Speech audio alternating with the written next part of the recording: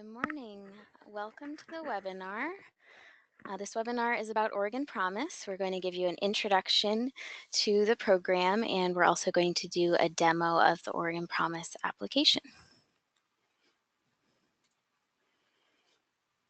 First of all, introductions.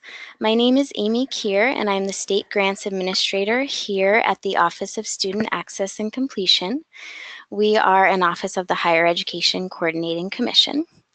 Also co-presenting with me today, we have Kyra Matthews, our Public Grants Administrative Support Specialist.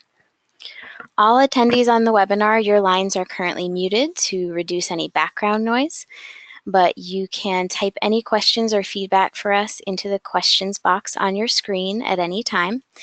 And also at the end, you'll have the option to click that raise your hand button if you'd like to ask a question on the line. We should have plenty of time to answer your questions today, but in case we don't, just type them into the questions box and we'll follow up with you after the webinar.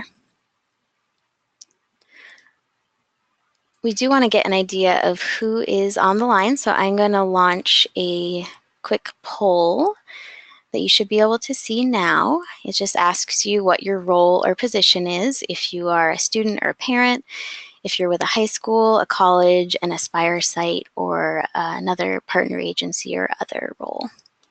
So I'll give you all a moment to answer that.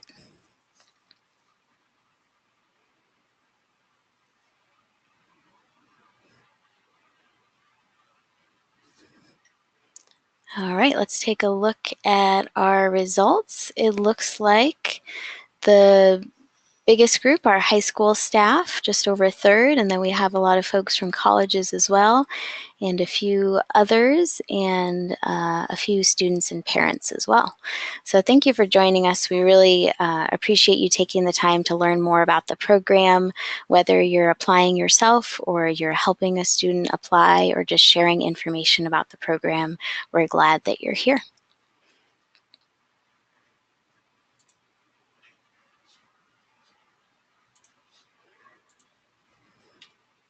So this is our agenda for this morning.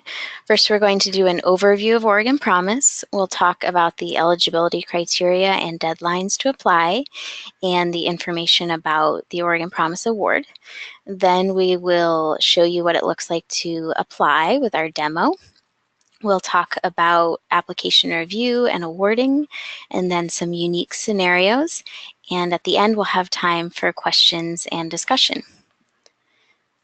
If you're wanting to learn more about topics that aren't covered as much in depth in this webinar, you can learn more about Oregon Promise through our recorded webinars, which I'll talk about in a moment as well.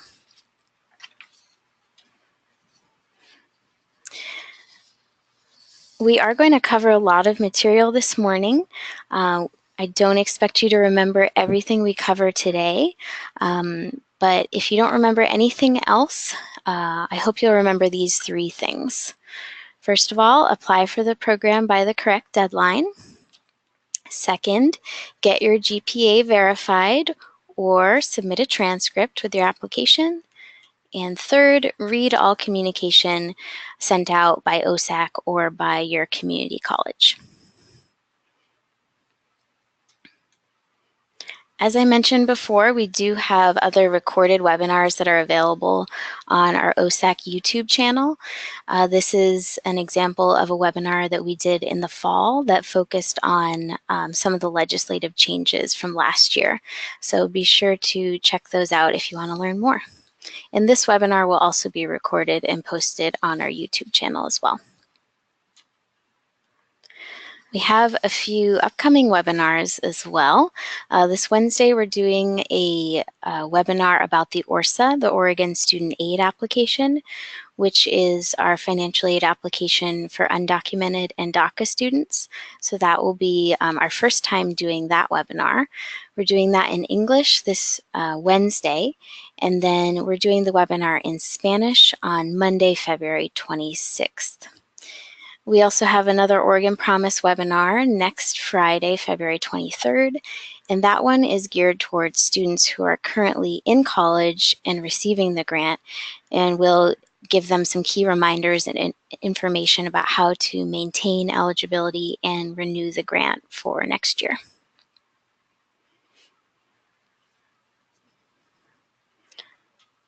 So I'm going to hand it over now to Kyra, and she will give an overview of the grant.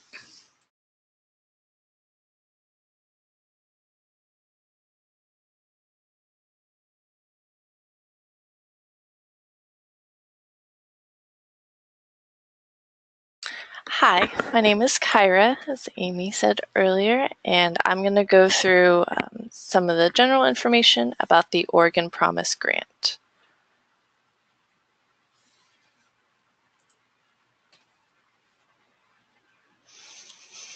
So the Oregon Promise is a state grant that covers most tuition at any Oregon community college for recent high school graduates and GED recipients. Currently in the program, over 9,300 recipients. Started with Oregon Promise this fall. Last year we had around 7,000 students in the 2016-17 academic year start in the program. There are many ways to get support with the Oregon Promise, either as a new applicant, a current Oregon Promise student, or as someone that's helping someone fill out the application or view their current award amounts. You can visit our website. We have a big list of frequently asked questions. Definitely recommend checking those out. We update those frequently. You can also email us or call our office. We recommend that those working at high schools, colleges, community-based organizations, or volunteers who work with students to sign up for the Oregon Promise listserv. And we send out reminders and emails through that listserv. Now I'm going to hand it back over to Amy.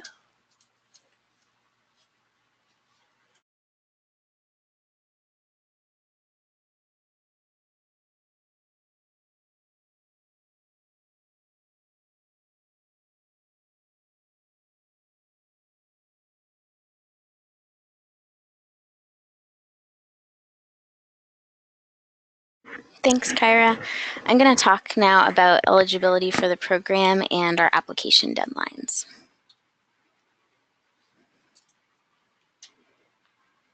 So these are the main eligibility criteria. A student must be a recent graduate from an Oregon high school or a GED recipient. They need to have a 2.5 GPA or higher from high school, or a minimum passing grade on the GED. The student must have no more than 90 total college credits completed or attempted to continue receiving the grant. They need to be an Oregon resident for at least 12 months prior to attending college. And the student must begin attending a community college and begin receiving the Oregon Promise Grant within 6 months of graduating or completing the GED.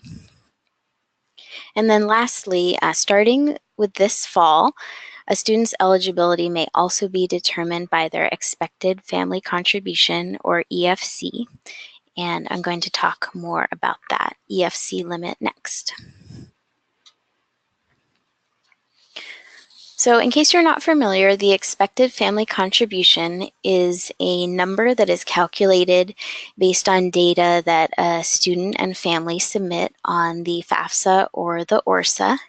So that generates a number that basically indicates a family's and a student's financial need and their ability to pay for college. So every student has an EFC generated from the FAFSA or the ORSA. This fall, due to budgetary constraints, we did have to impose an EFC limit for new applicants, and that limit was $20,000.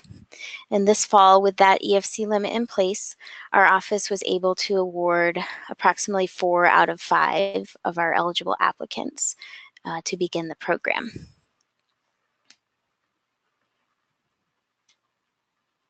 So as I said, that 20,000 EFC limit is for our students starting the program during the current year, 2017-18. Each year, our office may adjust the EFC limit depending on funds available and the demand for the program. So for next year, if you're applying to start Oregon Promise, say next fall, there may be a slightly different EFC limit. We haven't yet determined that limit, but we expect that it will remain relatively similar to the limit this year. But regardless of a student's financial situation or their exact EFC, we encourage them to apply for Oregon Promise if they're interested in going to community college, or even if they want that as a backup or another option, because they never know if they're eligible until they apply, and there's no harm or penalty in applying for the program. If you want to learn more in depth about the EFC limit, I would encourage you to go to our YouTube channel and watch that webinar about Oregon Promise changes for this year. So here are the basics of how to apply for the program. There's two main steps. It doesn't matter the order that you do these steps as long as you complete both of them by the application deadline.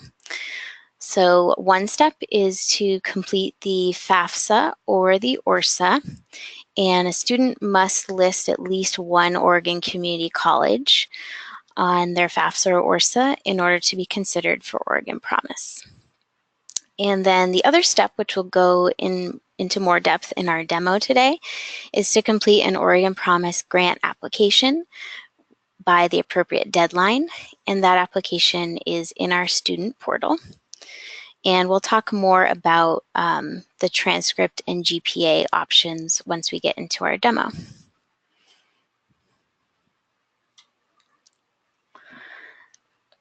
These are our rolling deadlines of when to apply for the program. It's important to keep in mind that a student's application deadline for Oregon Promise depends on when they graduate from high school or complete their GED. And for most students, there's only one deadline that they can apply for the program. If they miss that deadline, then unfortunately they've missed their opportunity to join the program. So these are really important to keep in mind. I've crossed out our two earlier winter and spring term deadlines because those have passed for this year. But if you're looking ahead to next year, these deadlines will be the same. So if you have students who are graduating between July and November, then they would apply by November 1 and they would be starting college winter term. If students are graduating between October to February, they apply by February 1 and start college in spring term. And then our big application deadline for the year is for spring graduates. So those students are graduating between March 1 and the end of June, and their application deadline is June 1. And note that the deadline is always 5 p.m. And if our deadline falls on a weekend or a holiday, then it will automatically roll forward to the next business day. So that June 1 is a big deadline for us. And if students are graduating in the spring, if they're awarded the Oregon Promise, then they must start college in fall term of the next year. Otherwise, their award will be canceled. So it's really important that that students start college during the term that they're applying for Oregon Promise.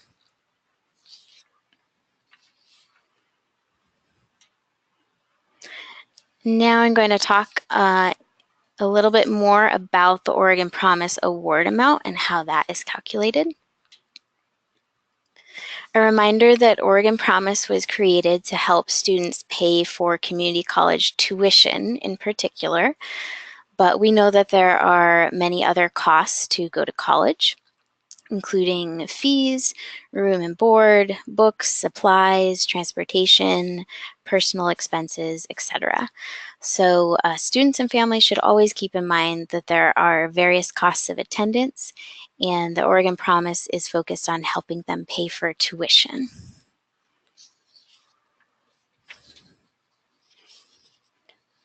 These are our Oregon Promise Award amounts for the current academic year. They will change a little bit for next year. But currently, awards range from a minimum of $1,000 to a maximum of $3,540 per year, and those awards are for a full-time student. Now I'm going to talk a little bit more about 4 different factors that will impact a student's award amount, because there's no one set award amount for Oregon Promise. Each student has an award that's calculated based on these factors. First of all, Oregon Promise pays for the average cost of community college tuition, and that tuition cost may be slightly higher or lower at different colleges, so that can impact the award amount. We also look at whether a student is receiving the federal Pell Grant or the Oregon Opportunity Grant, and Oregon Promise will pay remaining tuition costs up to 12 credits after those 2 grants have been applied to a student. Then we consider the number of credits that a student is taking each term. Oregon Promise will pay up to 12 credits per term. If you are taking more than 12 credits, then the student will be responsible for paying for those or using other aid to pay for those additional credits. And if a student is taking between 6 and 11 credits, they will have a lower award amount based on the credits they're taking. We do have a detailed chart on our Oregon Promise FAQ page that explains the 3 different award levels.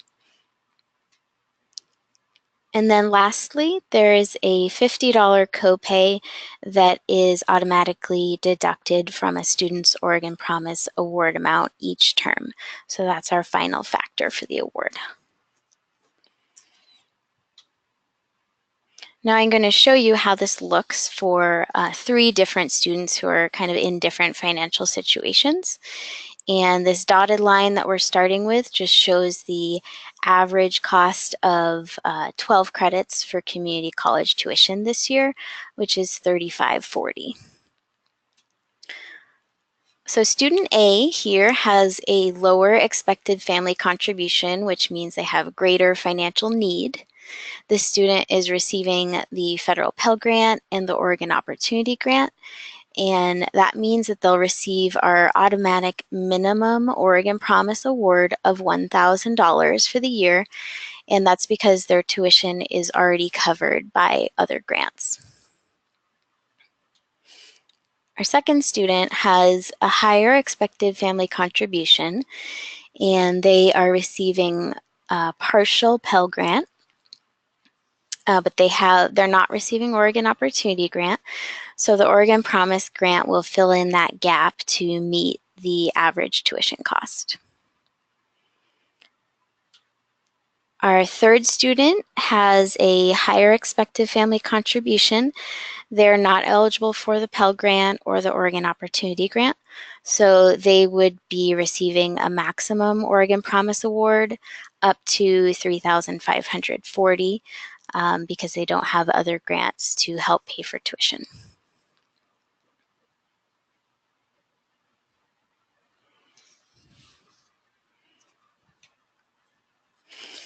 And then the last thing I want to mention in this section is just to explain how long a student can receive the Oregon Promise Grant.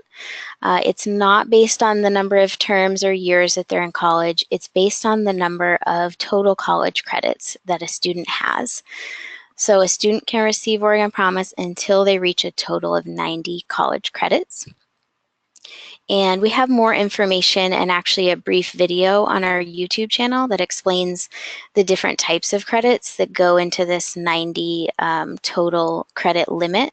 But in this example here on the slide, you can see that a student took 10 college credits while in high school. Those do count towards the 90 credit limit. And also credits that a student may be taking while they're dual enrolled, those would also count towards the limit as well. So you can see more information on our FAQ page and also in that video on our YouTube channel about the credit limit. I'm going to pause here and I'll hand it over to Kyra and she will get us started with our application demo.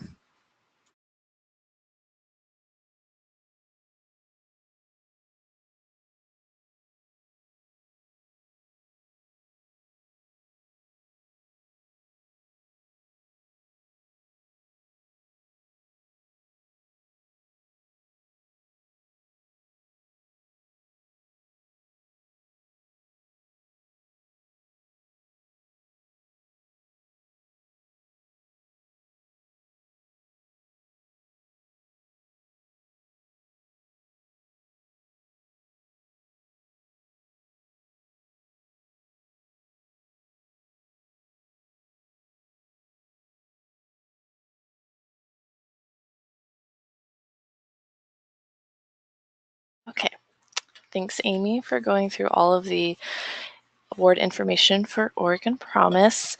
We're going to dive into the application demo. Right now, you'll be able to see the homepage of our website, oregonstudentaid.gov.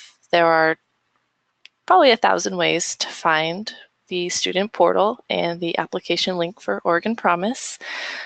The biggest way is just clicking this second green button, Student Portal, and that will get you to where you can apply for Oregon Promise scholarships and our other grants that we offer. You can also click this Apply Here button and find the Oregon Promise. There's a login button at the top that can take you there.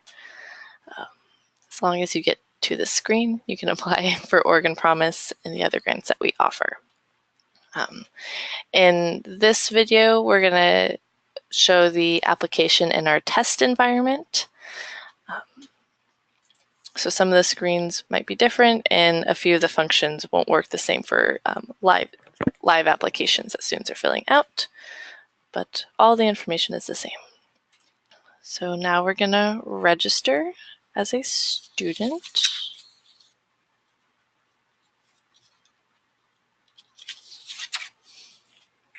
Okay. So we're going to create a username. Let's just do like grants.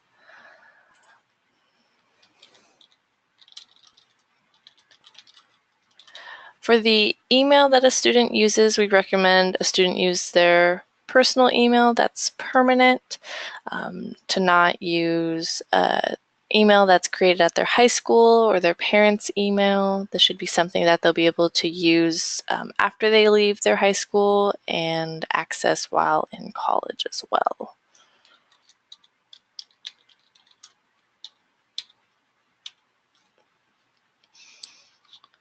As you can see, all the password requirements light up on the screen as we go through it. Students should use their legal first and last names when applying for the grant, as we match their applications to their FAFSA or their ORSA. Even though I'm breaking the rules, because that is not my legal first and last name. Students click their birth date.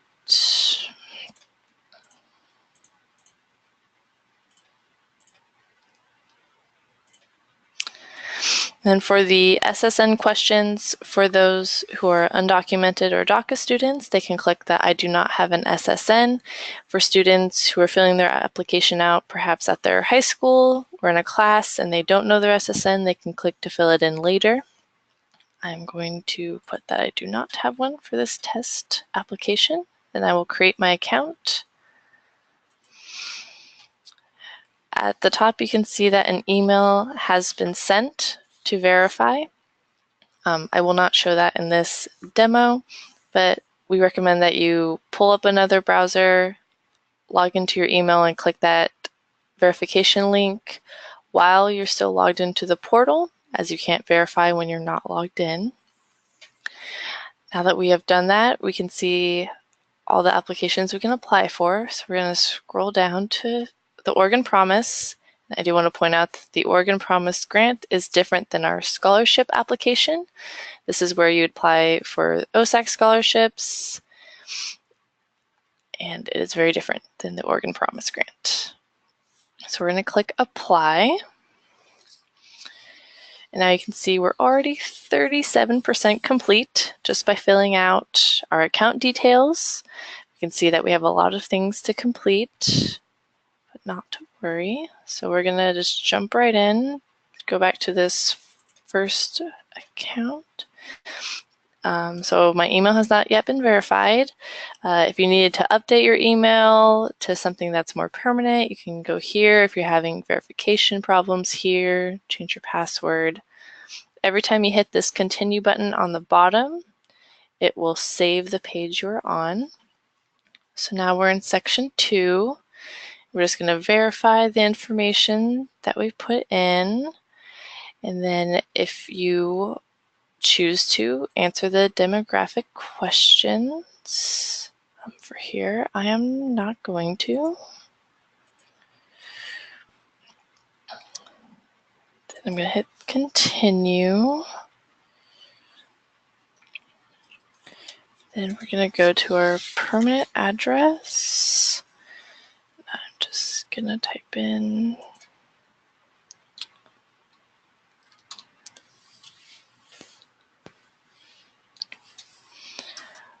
we're going to type in our office address. And we're in Oregon. Then our county. And we'll do our zip code. 711. And then we'll continue. And now I'm going to hand it over to Amy to finish up. No, we're not, because I didn't finish all of the questions. We're in Eugene. There we go. Now I'm going to hand it over to Amy to figure out. No. Okay. Maybe not.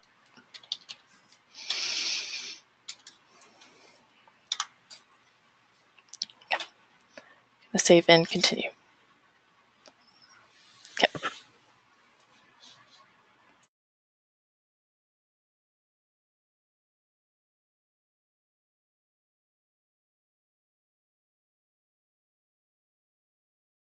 All right, thanks, Kyra. So we are in section 4 of the Oregon Promise application. As you can see, we're already 70% complete with the application. In this section, we are going to enter in information about the high school or the type of student and when they're graduating. So first, I'll select the type of high school. As you can see, there's public or private high school, alternative high school, there's a homeschool option, GED options, and whichever option you select, there may be slightly different instructions in the application. But for this demo, I'll select public or private high school. Then I'm going to use the drop-down to select my high school name. So I will say I'm at Churchill High School. And then I'll enter in my expected high school graduation date. And let's say that I'm graduating in May of this year. And I'll enter in my current GPA right now. If your school does not use letter grades, you can check this box right here. And then at the bottom, I'm going to select the term when I will start attending community college. And this is basically the term that I'm applying to start receiving Oregon Promise. As you can see, since I'm graduating in May, the only option I can select is to start this fall. And keep in mind that if I'm awarded the grant, then I must start attending college in the fall. Otherwise, if I delay starting college, then my grant will be revoked or canceled. So I'm going to hit continue on this section. So the next section is about GPA and transcripts. And in this section, I have 2 main options to complete it. I only need to complete one. And the option that I would recommend, because it's faster and easier, is to select that your high school will verify your GPA online. So I'm going to select that. And as you can see here, there's a PDF form. This is an optional form that I can download, and I'll show you what that looks like. So this is an optional form. I can choose to download this and print it out and then hand it to my registrar. It's simply a reminder to my school registrar to complete the GPA verification process. And the deadline here, actually, we need to update it for a student who's graduating in spring. The deadline for their high school to verify their GPA is going to be July 10th. So I'll print that form if I want to, and I will go ahead and certify that I will be requesting verification of my high school. So by checking this box, it means that the registrar at my high school, my name will appear on a list for that registrar, and they can log into their secure account with OSAC, and they will select and tell OSAC whether or not I have met the 2.5 requirement. You can see here there's a little clock. This means that my high school has not yet verified my GPA, so I might want to log in again in a couple of weeks, and if they have verified this GPA, then it'll change to a green check mark. And if it's close to the end of the year, let's say it's June, and they still haven't verified the GPA, if I've already talked to my high school and they haven't verified it, then I can use the other option to submit a transcript instead, which I'll go over in a minute. Now I'm going to show you, I'm going to just change my high school actually and show you what this section looks like if my high school does not participate in GPA verification. So let's say I entered the wrong high school, so I'm going to change it and hit continue.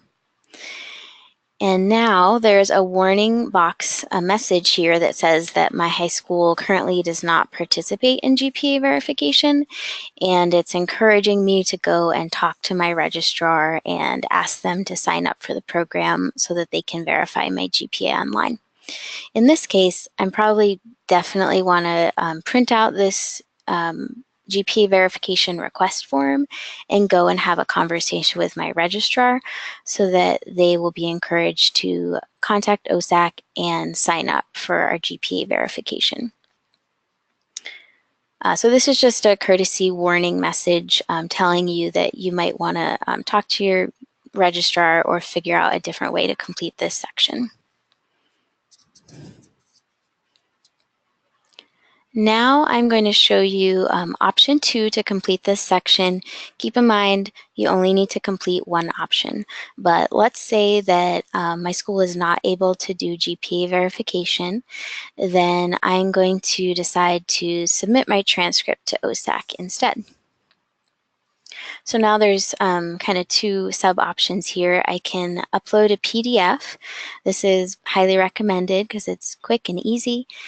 So I'm going to show you what that looks like. So I'm going to upload a PDF of just a test document, but you would be uploading a transcript that shows all of your grades from high school through the start of your senior year.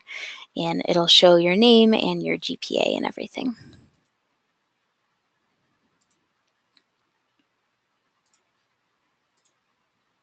So I've selected my PDF file of my transcript. I'm going to click Upload File.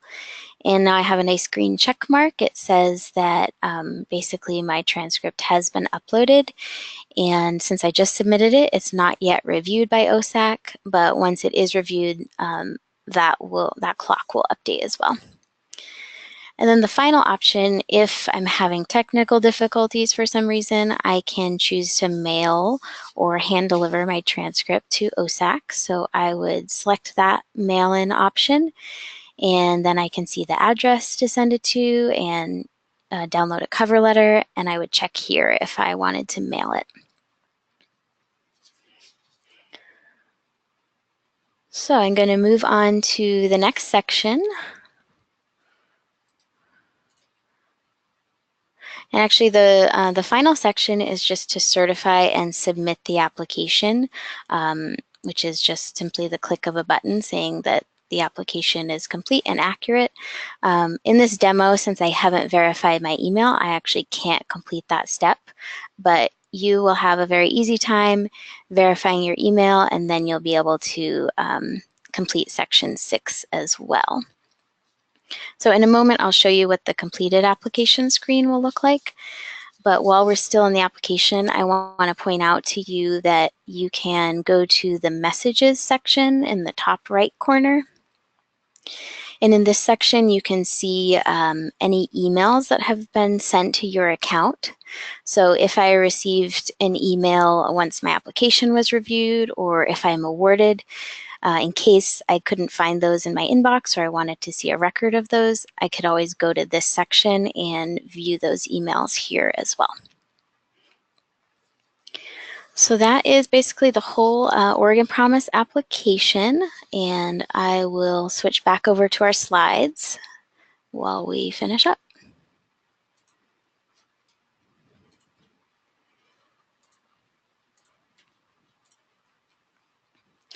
So as I was saying, if I had gone through and completed the last section of the application, then it would show all green check marks here, and it would show my progress as 100% complete.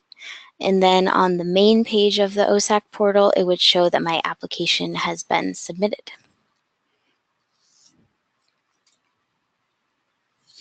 So once I've completed my Oregon Promise application, if I haven't done so already, I will go ahead and file my FAFSA or ORSA. And since I'm graduating this May, I will complete the 2018-19 FAFSA or ORSA for next year. And the FAFSA you can find at fafsa.gov, or for undocumented and DACA students, you can file the ORSA at our website, oregonstudentaid.gov. And you want to be sure to list at least one Oregon Community College on your FAFSA or ORSA. Now I'm going to hand it back to Kyra, who will talk about what happens next with my application and my award status.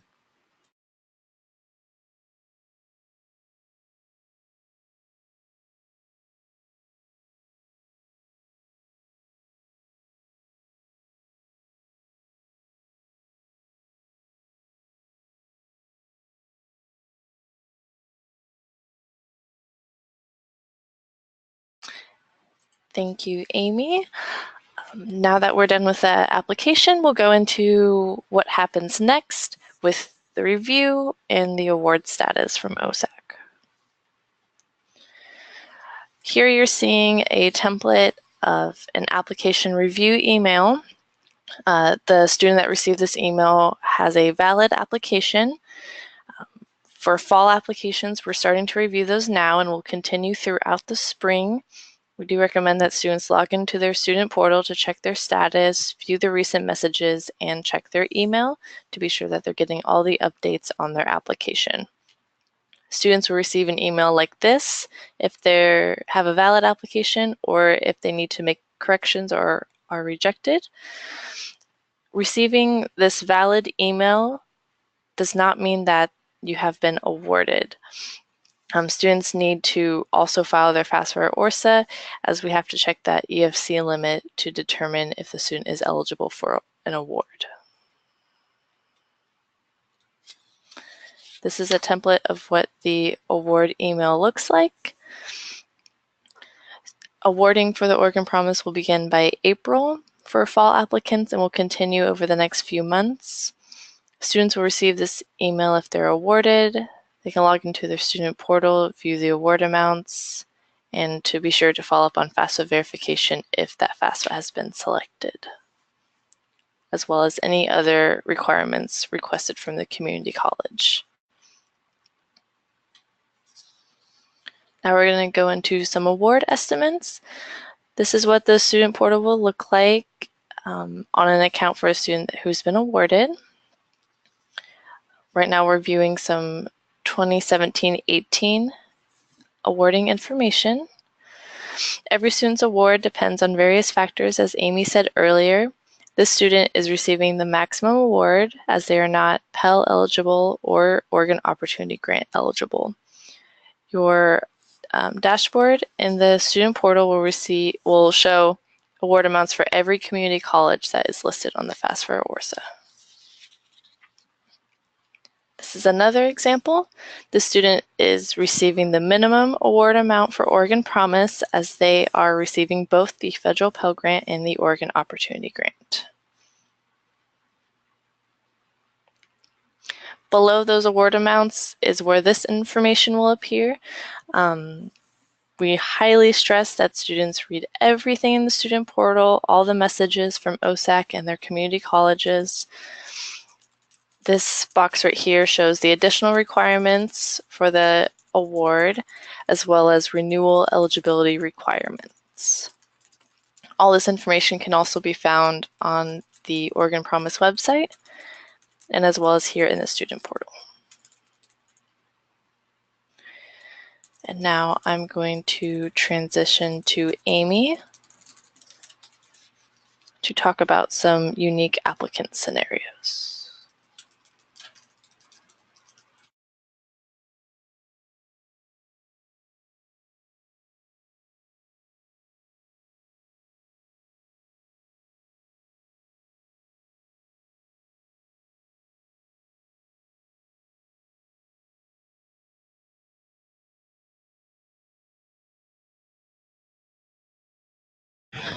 Okay, so I'm just going to go over a few clarifications about students in unique scenarios.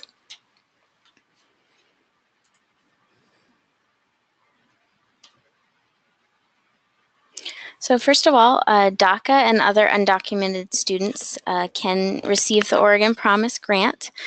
All the eligibility criteria is the same. The only difference is that the student will complete the Oregon Student Aid application, ORSA, instead of the FAFSA. But other than that, all the eligibility requirements are the same. The residency requirement is the same. The student needs to be an Oregon resident for 12 months prior to attending college.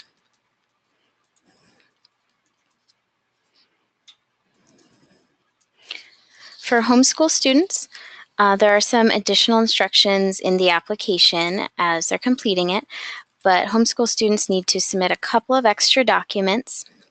They need to submit a copy of a confirmation of enrollment letter that's on file with their local education service district. They also need to submit results of their 10th grade standardized achievement test, and then just a regular transcript from their homeschool teacher, just like any other student. And those can all be submitted in the transcript section of the Oregon Promise application. For GED students, as I mentioned earlier, the minimum GED score, passing grade of 145, is required for each of the 4 tests in order to qualify for Oregon Promise. And the student will simply submit a PDF version of their official GED transcript in their application, or they can mail in that transcript. And in terms of the student's graduation date, we use the student's, the date that the student passed their final GED test, which is the date of their passing the GED.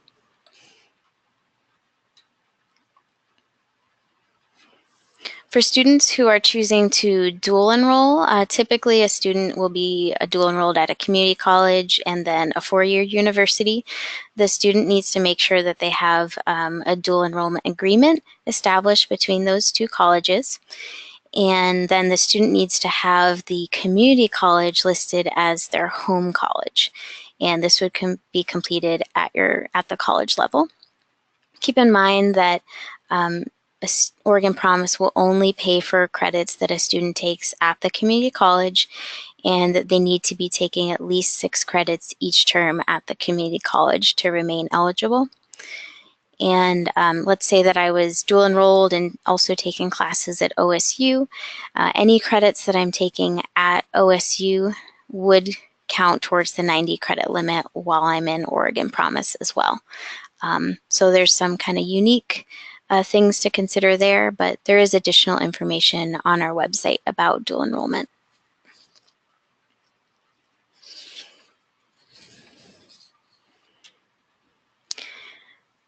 So I'm going to wrap up. I know we covered a lot of information today, but I just want to come back to our 3 big things to remember. First, apply by the correct deadline based on your graduation date. Get your GPA verified online, or if that's not possible, submit your transcript with your application. And lastly, be sure to read all communication that's sent to you by OSAC or by your college or college financial aid office.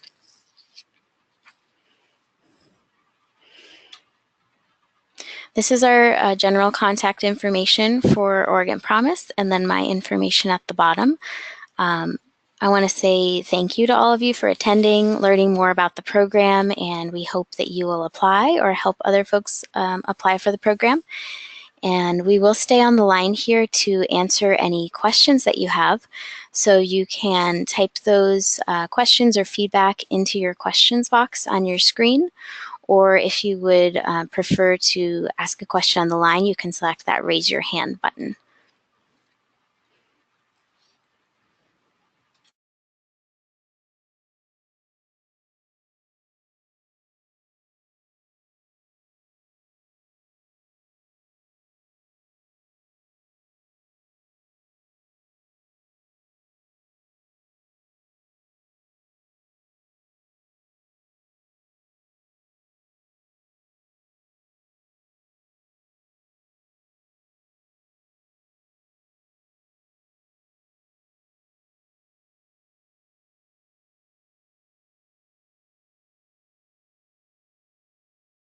I see we have a couple questions about when students will be notified of their Oregon Promise or other awards for the following year.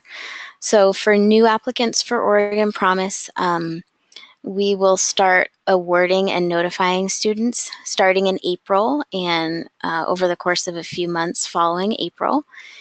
And for OSAC scholarships, the deadline for scholarships is March 1. After that time, OSAC begins reviewing all applications with our selection committees, and students are notified of their awards over a series of a few months after that March 1 deadline. So I can't give you an exact time when a student will be notified, but it's always good for a student to check their email and check their OSAC student portal for updates. We have a question here. Does a student need to wait for their final transcript after they have graduated to submit their Oregon Promise application? That's a good question. The answer is no. So let's say I'm graduating this May. I can go in right now and submit my Oregon Promise application. And my 2 options are to either ask my high school to verify my GPA or to upload a transcript myself.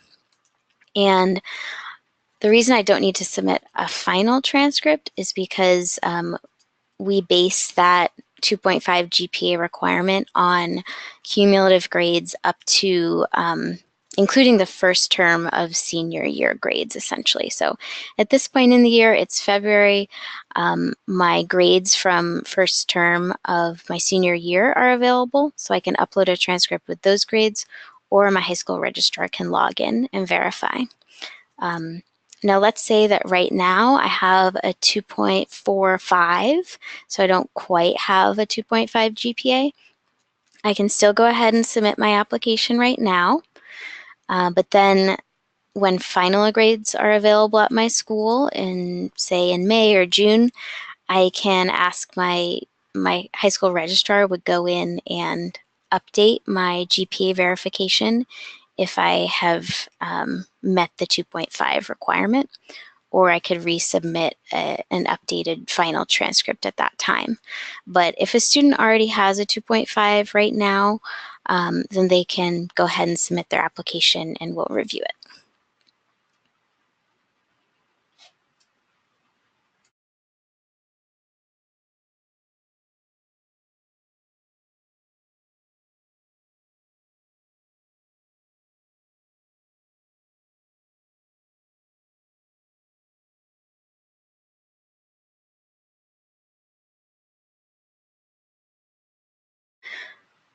So we have a question here about the 90 credit limit. The question is, does this mean if a student is attending half-time, less than full-time, they could potentially receive the Oregon Promise Grant for more than 2 years? The answer is yes. There is no limit on the number of terms or years that a student can receive the grant. It's all based on their total college credits. So if a student is taking credits half-time, or taking a longer time to complete a degree, then it's definitely possible that they would receive the Oregon Promise for more than 2 years, as long as they're meeting all of the eligibility and renewal requirements. Another question here, what if a student has a 2.5 GPA now and they're awarded Oregon Promise and then their GPA drops below a 2.5 at the end of their senior year? Would the student lose the grant? The answer is no. We base the student's eligibility on whether they have a 2.5 at the as of the end of their first term of their senior year, and then we don't penalize the student if their GPA drops below at the end of the year.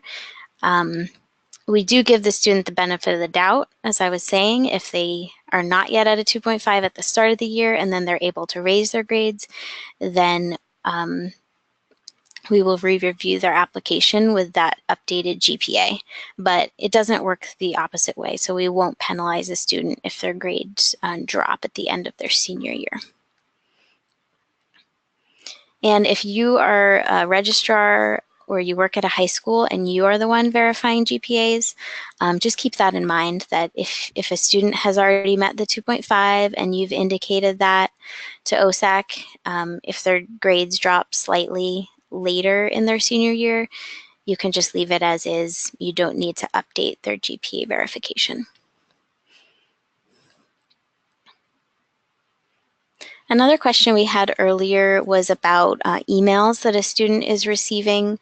The question was to clarify, does OSAC send emails to a student directly, or are they only viewable in the OSAC student portal? The answer is whenever we send when we review a student's application or there's an update, we will send an email to the student with whatever address is on file in their portal account. But then also the student can view a copy of that email in the OSAC student portal under messages. So they will definitely get an email sent to their account as well.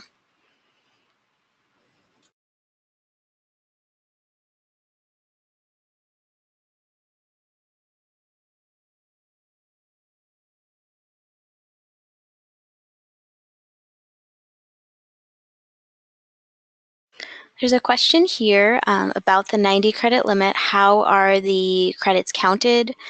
Are they attempted, or are they only credits that have a passing grade? So the reason that we point out that it's a 90 credit limit that includes attempted credits is that it does include credits if a student starts out the term and doesn't do so well.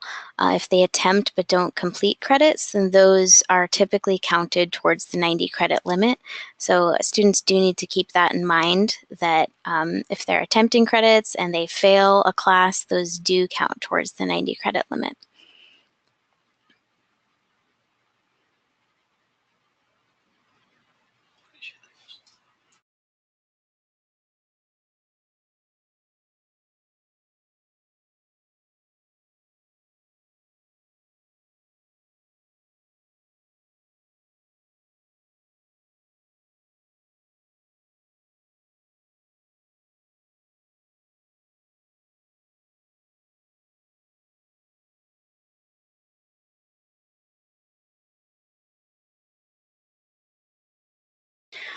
Also, if you are a high school registrar, we did recently hold a webinar that was all about how to complete GPA verification. And that webinar is recorded and available on our YouTube channel. So I would encourage you to watch that as well if you're new to GPA verification, if you want to sign up, or if you want a refresher from last year.